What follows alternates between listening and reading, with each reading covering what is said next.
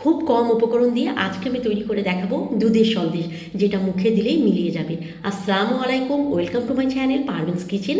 পারভিনস কিচেনে আপনাদেরকে অনেক অনেক অভিনন্দন। আশা করি আপনারা সবাই ভালো আছেন। আলহামদুলিল্লাহ, আমিও ভালো আছি। তাহলে বন্ধুরা, কিভাবে আজকে এই সন্দেশ তৈরি করলাম সেটা দেখার জন্য আমার পাশে থাকুন এবং দেখে নিন। এই সন্দেশ তৈরি করার জন্য প্রথমেই কিন্তু আমার দরকার ছানা। এটা কিন্তু 1 লিটার দুধের ছানা, যেটা আমি বাড়িতে তৈরি করেছি। আপনারা চাইলে পারে কিন্তু দোকান থেকে ছানা কিনে এনে এই সন্দেশ তৈরি করে নিতে পারেন। হাত দিয়ে খুব ভালো করে মসৃণভাবে চটকে নেব।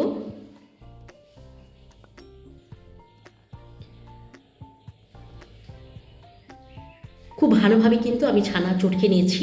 এখন আমি গ্যাসের মধ্যে বসিয়ে দিলাম কড়াই, আর এই কড়াইয়ের মধ্যে আমি দিয়ে দেবো আধা লিটার দুধ।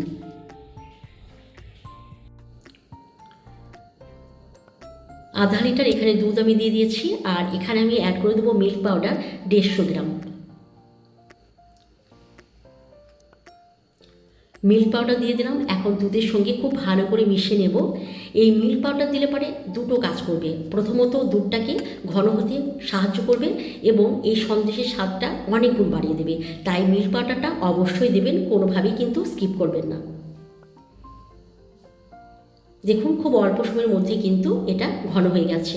এখন আমি এখানে দিয়ে দেবো যে ছানাটাকে আমি চটকে রেখেছিলাম, সেই ছানা আমি এই দুধের মধ্যে অ্যাড করে দেবো।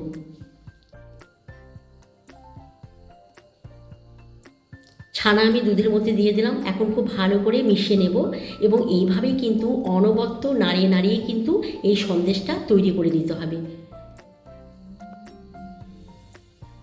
একদম হাই ফ্লেমে কিন্তু এই সন্দেশ তৈরি করতে হবে। তো এইভাবে নাড়িয়ে নাড়িয়ে কিন্তু আমি সন্দেশটা তৈরি করে নেব।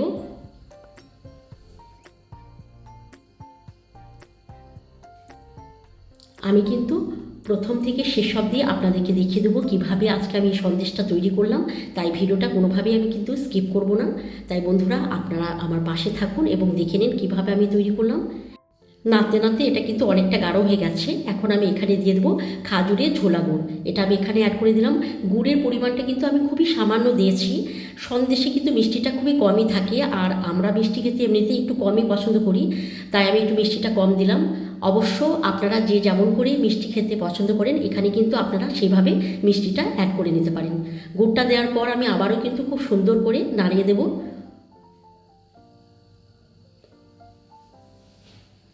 খুবই টেস্টি হয়। আপনারা চাইলে পারে কিন্তু এইভাবেই এই সন্দেশ বাড়িতে তৈরি করে নিতে পারেন বন্ধুরা।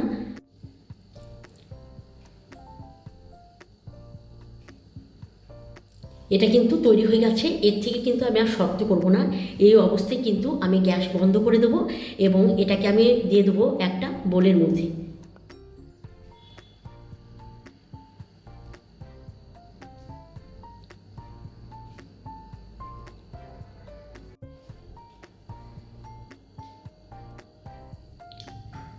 এখানে ঢেলে নিয়েছি।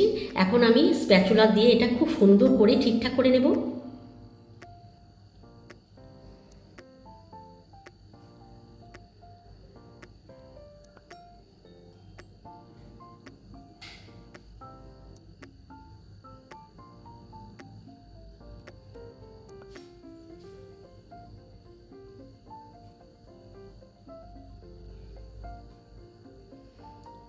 খুব ভালো করে এটাকে ঠিকঠাক করার পর আমি 1 ঘন্টার জন্য এটাকে কিন্তু ফ্রিজে রেখে দেবো। তো বন্ধুরা, আমি 1 ঘন্টা পর ফিরে আসি। তো আমি ফ্রিজ থেকে বার করে এটাকে নিয়ে নিয়েছি, আর এটা কিন্তু খুব ভালোভাবে কিন্তু সেট হয়ে গেছে। আপনারা দেখলেই বুঝতে পারবেন। এখন আমি একটা চাকু দিয়ে এইভাবে আমি কেটে নেব।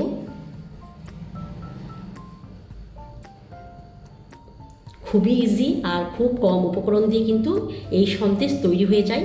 আপনারা চাইলে পারে কিন্তু এইভাবে এই সন্দেশ তৈরি করে দেখতে পারেন। ভীষণই টেস্টি। আপনারা খেলেই হয়তো বুঝতে পারবেন তৈরি করে যে এর স্বাদটা কতটা সুন্দর। তাই বন্ধুরা, এভাবে আপনারা তৈরি করুন, আর কেমন হয়েছে আমাকে কমেন্ট করে জানান। তাহলে বন্ধুরা, আজকের ভিডিও আপনাদেরকে কেমন লাগলো? আশা করি ভালো লেগেছে। যদি ভালো লাগে তাহলে কিন্তু লাইক কমেন্ট অবশ্যই করবেন। তাহলে আজকের মতো আসি। আবারও অন্য কোনো দিন, আবারও অন্য কোনো নতুন ভিডিও নিয়ে আবারও চলে আসবো। ভালো থাকবেন, সুস্থ থাকবেন। খোদা হাফেজ।